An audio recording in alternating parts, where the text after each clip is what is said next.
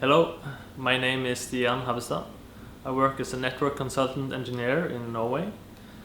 In my spare time I have several hobbies, for example photography and 3D printing. Today I want to show you how you can make your own mobile case on a 3D printer. The result looks like this. So first off, I went to find the Cisco logo in SVG format, because this is simple to make into a 3D model. Then I went to find a basic iPhone case, which I then subtracted the Cisco logo from. And that was basically it. Then all you need to do is print.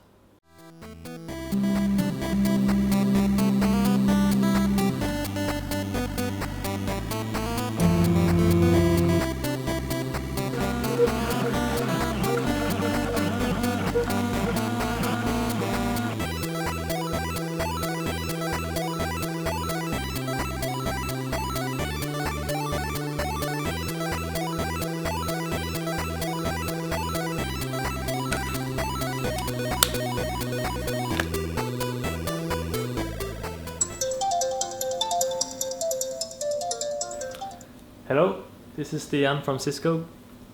Okay, I see.